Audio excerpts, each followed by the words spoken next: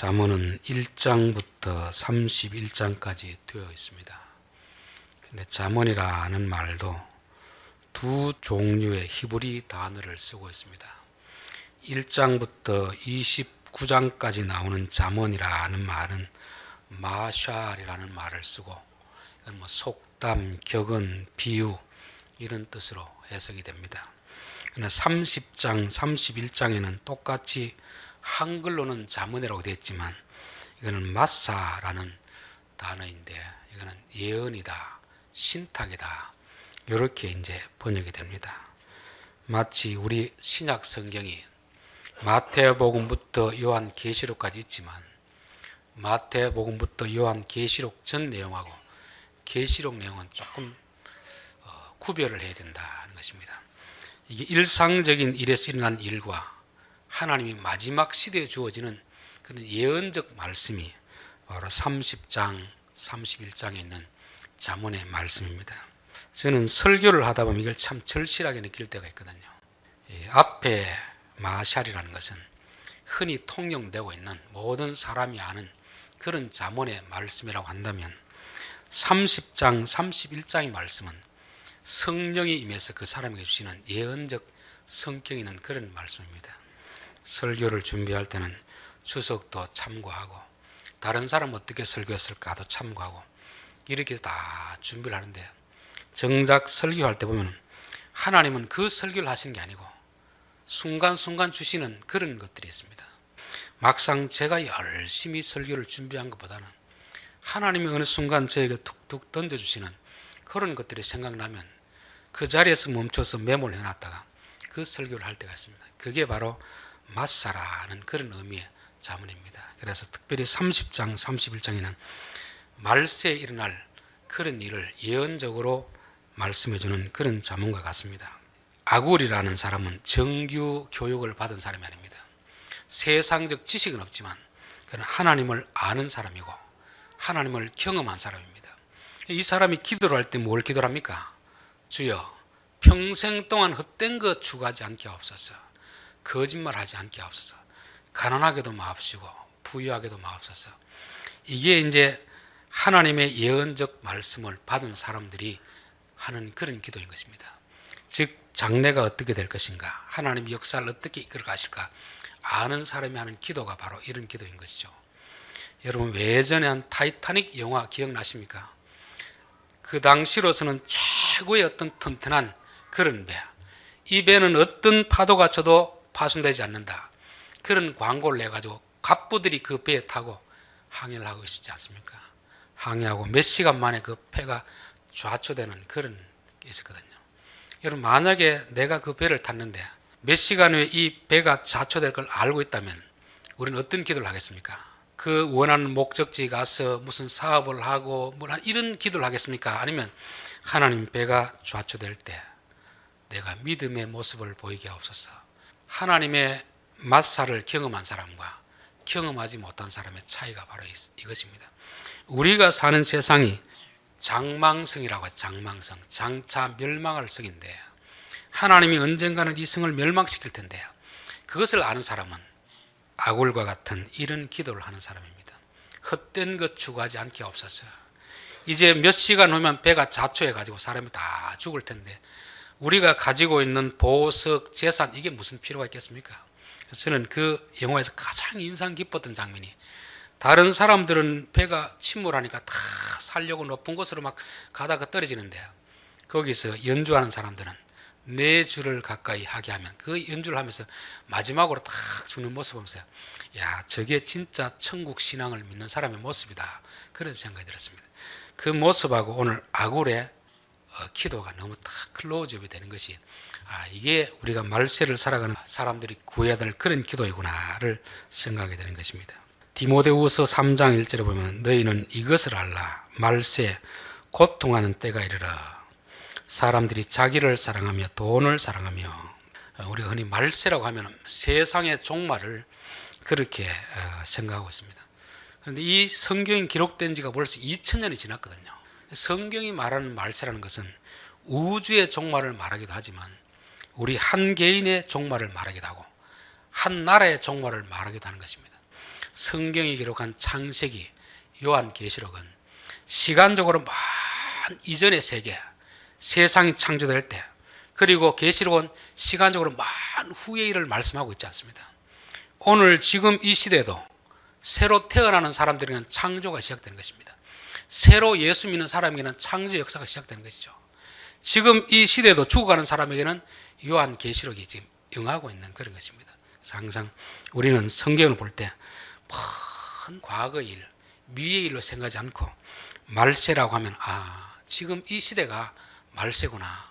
지금 이 시대가 어떤 사람에게는 창조의 시대가 시작되고 있는 것이고 어떤 사람들에게는 말세의 시대가 시작되었구나. 그러면서 말세 시대의 사람들 살아가는 그 특징, 우리는 그 특징을 따라가지 말아야 되겠구나. 그런 생각이 드는 것입니다. 그래서 로마서 12장에 보면 너희는 이 세대를 본받지 말라. 이 세대. 이 지금 멸망에 가는 이 세대를 본받지 말고 천국을 준비하는 거룩한 백성으로 살아라. 그런 것을 말씀하고 있습니다. 자, 오늘 10절부터 나오는 내용이 이 아굴이 진짜 하고 싶은 그런 내용입니다. 그런데 계속 나온 표현이 어떤 게 있냐 하면은 11절부터 보면은 무리가 있느니라, 12절에도 무리가 있느니라, 13절에도 무리가 있느니라, 14절에도 무리가 있느니라, 이렇게 이제 번역을 해놨습니다. 이 무리란 말은 세대입니다. 세대. 이런 세대가 도래할 것이다. 이런 세대. 장차 앞으로 이런 세대가 돌아올 것인데 그 세대가 바로 말세이고 그 세대 하나님의 심판이 임박한 세대다 말씀하는 것입니다. 그것을 볼 때 우리는 어떻게 됩니까? 그 자리에 머물러 있어야 됩니까? 빨리 그 자리를 빠져나와야 됩니까? 그 자리를 빠져나와야 되는 거죠. 어떤 한 단체라든지 아니면 나라라든지 그런 시대를 볼 수 있는 눈이 열려야 되는 것입니다. 배를 타고 가다가 배가 침몰할 때가 되면은 계속 타고 있어야 됩니까? 빨리 빠져나와야 됩니까? 빠져나오는 것이 이게 지혜로운 사람 아니겠습니까? 지금 아굴은 지금 말세에 일어날 그 시대의 사건들을 예언적으로 말씀해 주는 것입니다. 자, 첫 번째 그 징조입니다. 너는 종을 그의 상전에게 비방하지 말라. 그가 너를 저주하겠고 너는 죄책을 당할까 두려우니라. 어떤 사람이 좀 친구 집에 찾아온 거죠. 요즘이야 이런 사람이 없겠지만 옛날엔 다 종이 있었잖아요. 그 집에. 옛날 우리나라도 보면 부잣집에는 마당새가 있지 않았습니까? 이런 사람들은 그 시대, 그 상황에서 가장 약자에 속하는 사람입니다. 근데 찾아보니까 이 종이 누군지를 모르니까 인사를 안 하고 자꾸 꼬치꼬치 묻는 겁니다. 누구십니까? 우리 주인하고 어떻게 됩니까?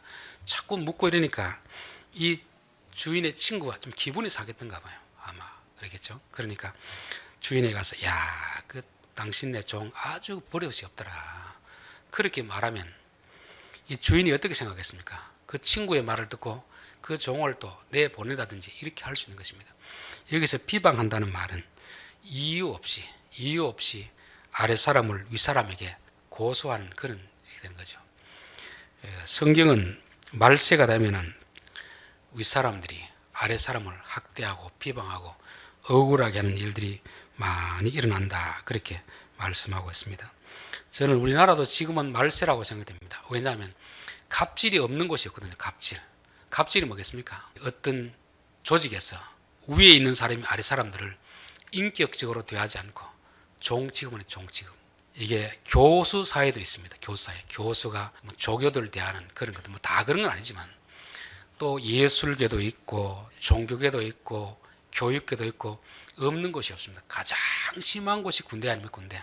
군대는 계급으로 이렇게 진행되다 보니까 계급이 있는 사람들이 아래 사람들을 인격적으로 대하기보다는 비인격적으로 마치 물건을 대하듯이 그런 것이 있습니다. 요즘은 예전보다 많이 좋아졌지만 그래도 군대 시스템 자체가 좀 그런 것 같아요. 그러다 보니까 위에 있는 사람이 아래 사람 특별히 여군들을 마치 성추행하고 폭행하는 것이 계급으로 자기가 위에 있으니까 마음대로 해도 되는 것처럼 그렇게 하는 행동이 있는데 그런 행동을 하면 그 약자는 어떻게 한다는 겁니까? 그가 너를 저주하겠고 너는 그 죄책을 당하리라. 사실 약자가 저주해봐야 속으로 막 비난하겠죠. 속으로 비난하면서 무슨 말을 하겠습니까? 너무 억울하니까 자기는 잘못한 것이 없는데 윗사람의 친구가 와가 저런 소리 하니까 너무 억울하니까 자기가 오늘은 기도하겠죠. 기도.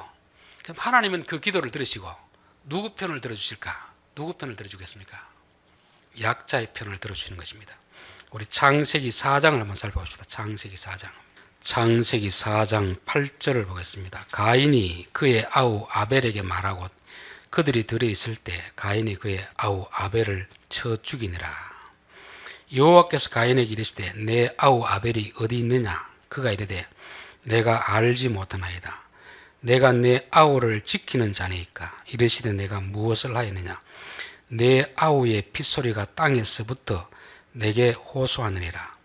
땅이 그 입을 벌려 내 손에서부터 내 아우의 피를 받았은즉 내가 땅에서 저주를 받으니 내가 밭을 갈아도 땅이 다시는 그 효력을 내게 주지 아니할 것이요 너는 땅에서 피하여 유리하는 자가 되리라. 가인이 형이 되어서 동생이 좀 잘 되는 걸 보고 시기해가지고 동생을 들로 유인해가지고 그를 죽여버렸습니다. 동생 입장에서 아주 억울한 거 아닙니까? 근데 억울함을 누가 호소하느냐? 땅이 하나님 앞에 호소하니까 가인을 불러가 더 이상 땅이 내가 농사하는 그 지역에서 네가 원하는 열매를 내지 아니하리라. 너는 이리저리 떠돌아다니는 그런 방황하는 자가 되어야 될 것이다. 그렇게 말씀하고 있습니다.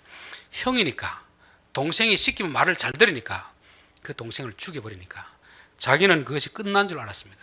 그런데 동생이 땅을 통해서 호소하니까 하나님이 그 호소를 들으시고 그 형을 벌하신다는 것입니다.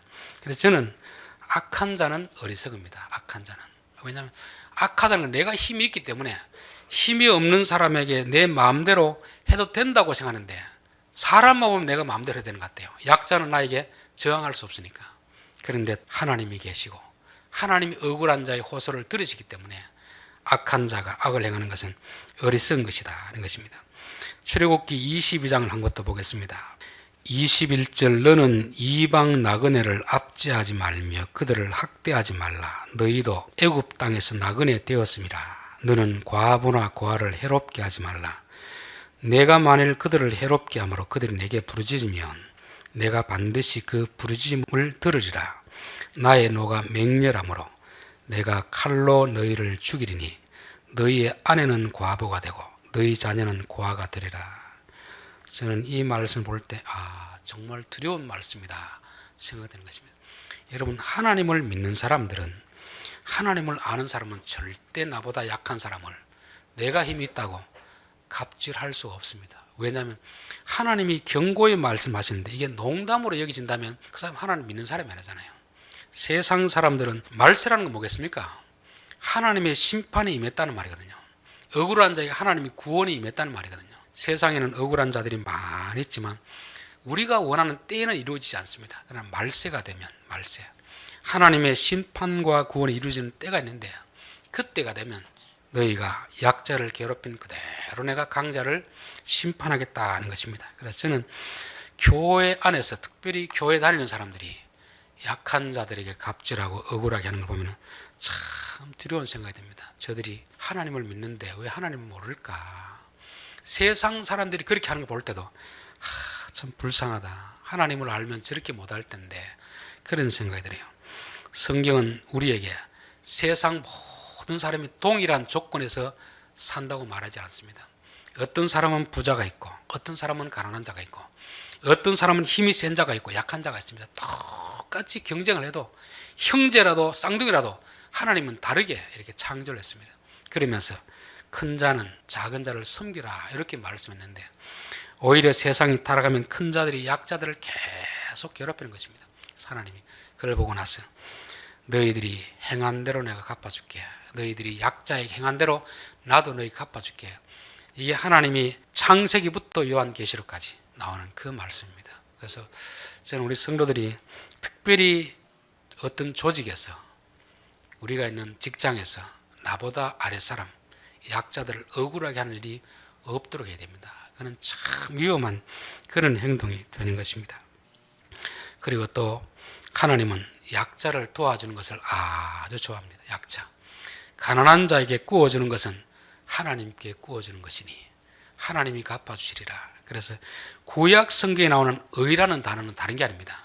돈 있는 사람이 약한 자를 돕는 것을 의라고 합니다. 그래서 지금도 유대인들은 구제하는 것이 하나님의 의고 하나님의 기쁨이 된다. 그렇게 말씀하는 것입니다. 그래서 어쩌면 우리가 구제하는 것도 마음이 착해 사는 게 아니고 지혜롭기 때문에 우리가 약한 자를 도와주면 하나님 반드시 기억하시고 갚아주는 것이고, 우리가 힘이 있다고 약자를 억울하게 하면 하나님이 그대로 갚아주시기 때문에 이것을 아는 우리들은 절대 약자들을 억울하게 해서는 안 되겠다는 것을 말씀하는 것입니다. 말세는 이런 일이 난다.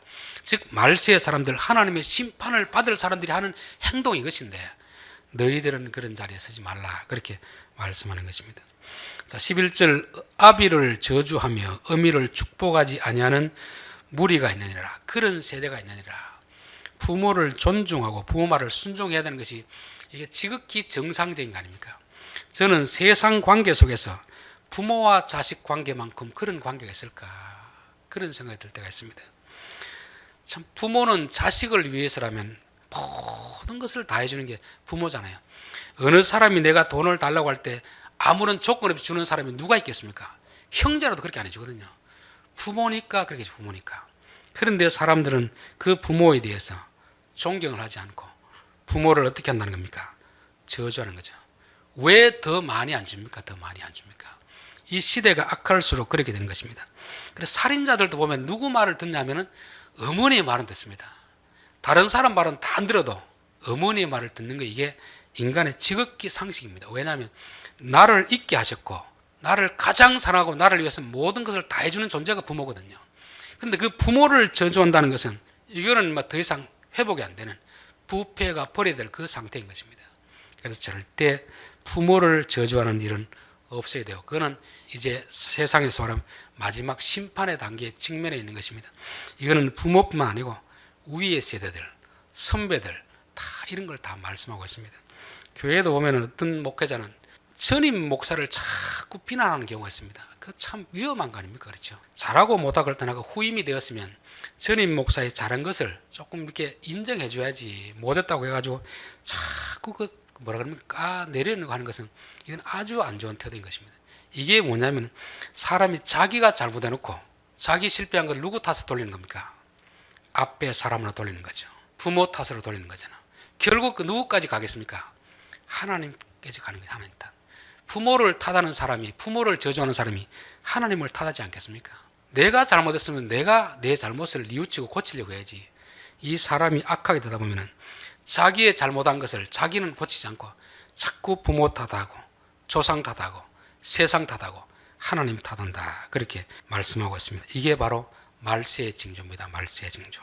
12절, 스스로 깨끗한 자로 여기면서도 자기의 더러운 것을 씻지 아니하는 무리가 있느니라.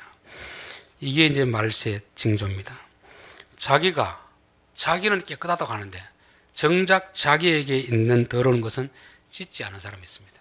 마태복음 7장에 보면 왜 형제를 비판하느냐, 너의 눈에는 들보가 있는데 왜 형제의 눈에는 티를 보고 빼라느냐, 남의 눈에 들보를 빼라 하기 전에 너의 눈에 있는 들보를 빼라는 거잖아요. 이게 가장 이런 자리에 서기 쉬운 사람이 누구냐면 저는 목사가 그런 게 아닐까, 그런 생각이 듭니다. 왜냐하면 자꾸 이렇게 하라 저렇게 하라는 설교를 하니까 마치 자기는 그런 사람인 것처럼 착각하는 것입니다. 여러분, 내가 이렇게 설교한다고 내가 그런 삶을 사는 건 다르잖아요. 저는 목사가 저지를 수 있는 잘못이 이런 것이고, 또 가르치는 사람이 범할 수 있는 잘못이 이런 것이고, 또한 오늘날 보면 재판하는 사람들이 범할 수 있는 것이 이런 잘못이라고 합니다. 검사라든지 판사는 자꾸 다른 사람의 잘못을 들추어가지고 판결하는 사람이다 보니까 자기는 의로운 줄 압니다. 판결하는 거하고 의롭게 사는 건 다르거든요. 여기도 보면 자기가 의롭게 여기면서도 정작 자기의 잘못은 고치지 않는, 이게 오늘 말세의 시대입니다. 그래서 저는 설교할 때마다 참 두려운 생각이 듭니다. 주여, 설교는 이렇게 해놓고 내가 이렇게 못 살면 하나님이 뭐라고 하겠습니까? 교인이 뭐라고 하겠습니까? 그래서 참 설교할 때마다 두려운 생각이 듭니다. 적어도 내가 이렇게 설교했다고 하나님이 나를 이런 사람으로 보는 게 아니고 그렇게 살 때 나를 그런 사람으로 보는 거지, 내가 어렵게 살라고 남에게 가르쳤다고 해서 나를 어려운 사람으로 여겨주는 것이 아닙니다. 신약에 보면 바리새인들이 남들 앞에는 의로운 척하면서 속으로는 온갖 더러운 것이 다 있는 그런 모습들, 이게 말세를 살아가는 사람들의 특징이 되고 있는 것입니다. 13절, 눈이 심히 높으며 눈꺼풀이 높이 들린 무리가 있느니라. 눈이 이게 너무 높아가지고 눈꺼풀이 눈썹 위로 올라가는 거죠. 이게 이제 교만한 자의 특징 아닙니까? 교만한 자의 특징. 여러분, 말세가 되면 사람이 심히 교만해진답니다. 그러니까 자기 스스로 자기를 속이는 거죠. 내 실력이 요만큼인데 사실은 이만큼으로 생각하는 거지, 이만큼. 우리가 꼭 높은 자리에 있어야 교만한 게 아닙니다. 낮은 자리에서도 교만한 사람이 있습니다. 높은 자리에서도 겸손한 사람이 있습니다. 하나님, 내가 내 실상을 제대로 알고 살게 하옵소서. 우리는 내가 가진 내 실력보다 나를 더 높게 평가하는 것입니다. 그러다 보니까 자꾸 누구를 탓하겠습니까? 남을 탓하고 세상을 탓하고 그러잖아요. 요즘 이제 청년들이 일할 직장이 없다고 합니다.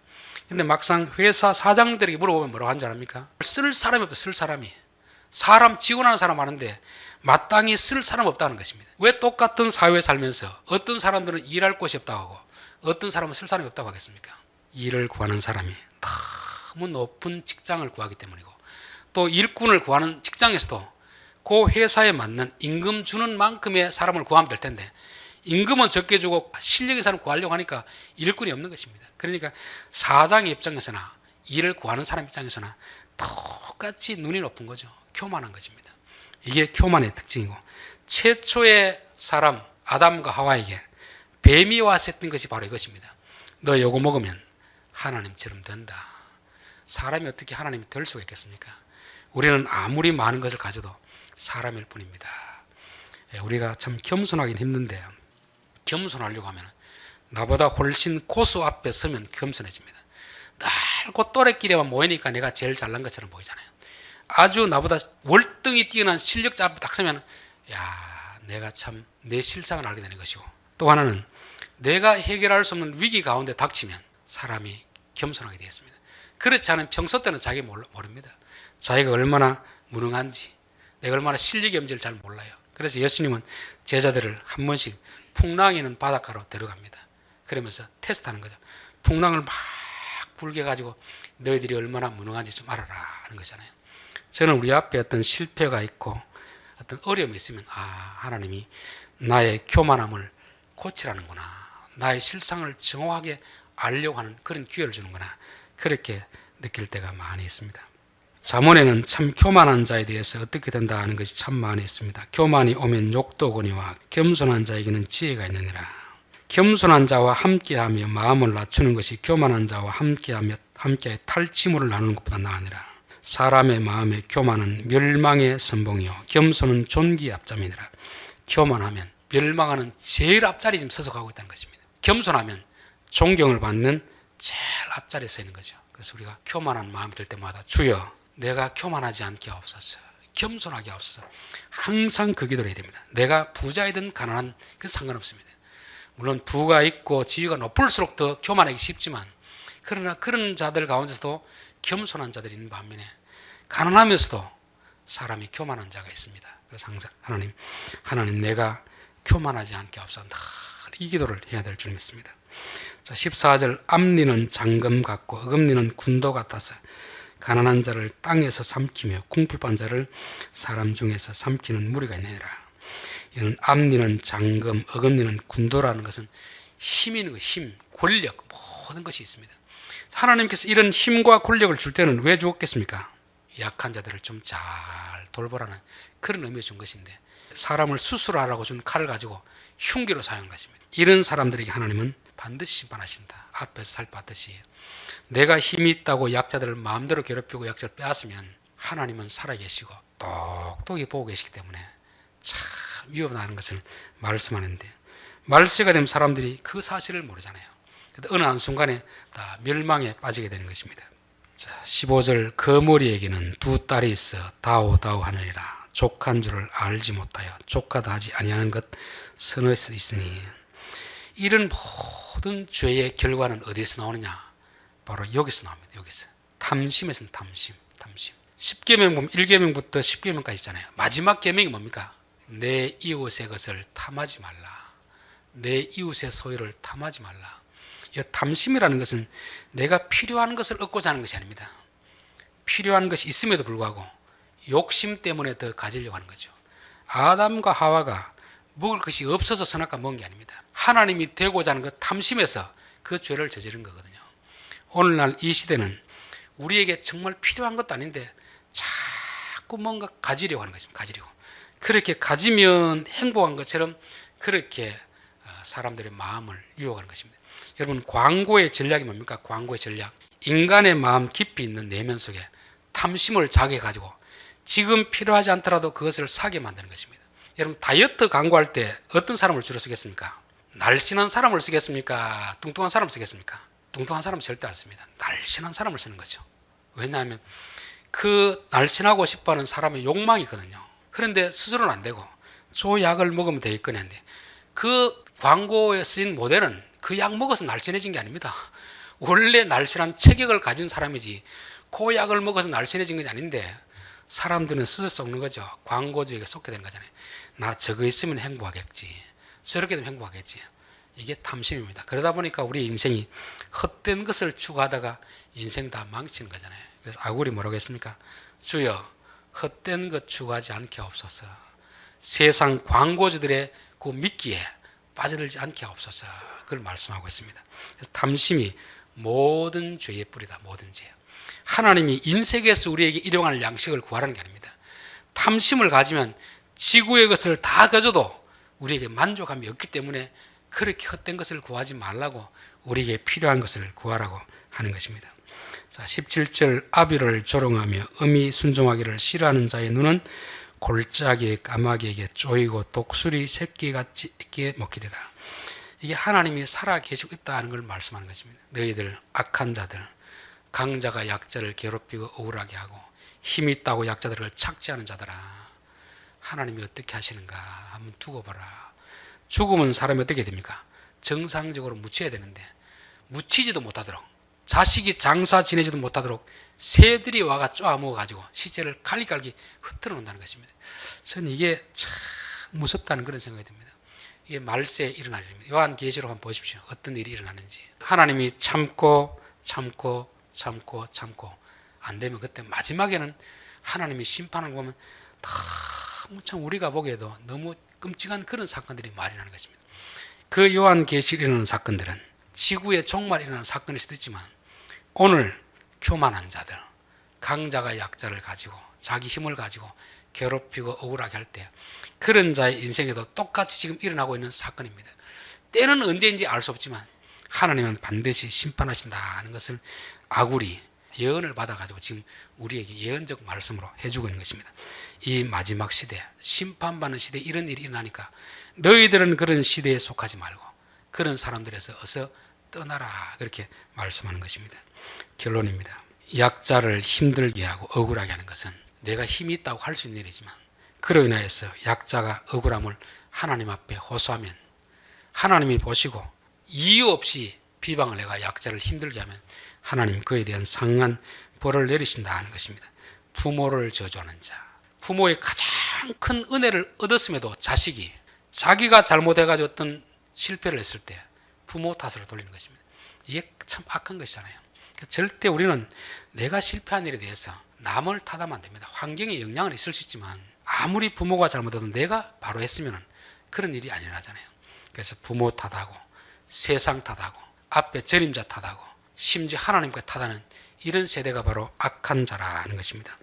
위선의 죄, 자기는 어렵다고 여기지만 정작 자기 안에 있는 잘못은 고치지 않는, 이게 어떤 한 사람의 문제가 아니고 우리 모두의 그런 문제입니다. 남의 허물은 잘 보는데 정작 나의 죄는 깨닫지 못하는 이런 모습 있잖아요. 그래서 항상 다른 사람의 잘못이 보이면 그것을 거울 삼아가지고 내게도 저런 것이 없는가 항상 그래야 됩니다. 그래서 우리는 남을 비난하고 탓하기보다 나를 돌아보는 삶이 되어야 됩니다. 그리고 교만의 죄, 이거는 태초부터 타락할 때부터 이게 있었습니다. 자기보다 자기를 높이는 이런 시대, 이게 바로 종말의 시대입니다. 그리고 강자의 행포, 또 탐욕, 인간에게 있어서 모든 죄의 근원은 욕심입니다. 욕심.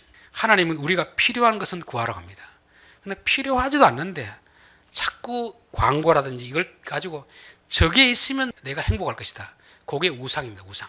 필요하면 사야 되죠. 필요하면 사야 되지만 그러나 필요가 없는데 그걸 사고 나면 막상 그게 행복할 것 같은데 행복이 얼마 가지 않습니다.